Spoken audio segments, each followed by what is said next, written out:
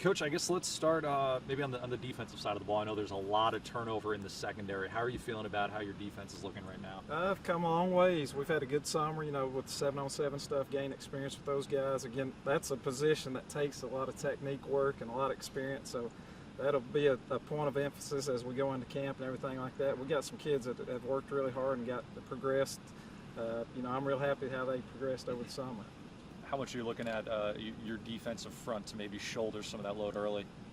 That will help a lot, because in 7-on-7 you have to cover them for 4 seconds. So I'm hoping we don't have to, when we get a rush up there. We got some guys defensive front-wise that I think can get pressure on the quarterback, and we've got good depth there. So I'm real excited to watch those guys play throughout the year.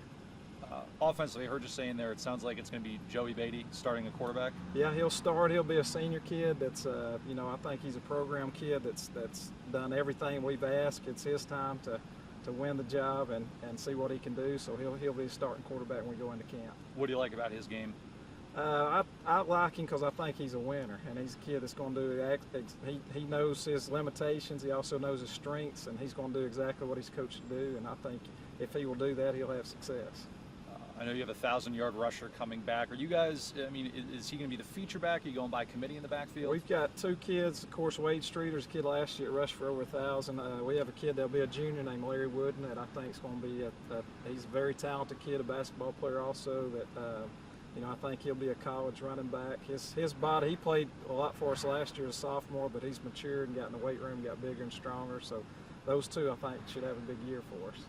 What was the biggest difference between 2013 when y'all started off on a tear and last year? And what do you need to do to get back to that 13 success?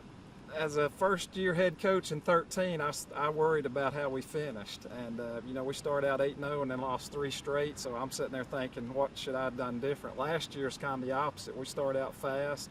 We went through a spurt there in the middle of our schedule where, we lost, I think it's 3 or 4 games. And then you're wondering, what's going on, and we were able to get it turned and, won our last few games there. So I was excited about that, how we finished. But the main thing we talked about just in this region, it's every week. You've got to be ready to play every week. You've got to be consistent with what you're putting on the field, because you look at our schedule and you can win 8 or 9 games or you can lose 8 or 9. It's every week. So that's the thing that we got to stress, is being consistent and to have a chance to win each week. Do you like the way the classes are set up right now?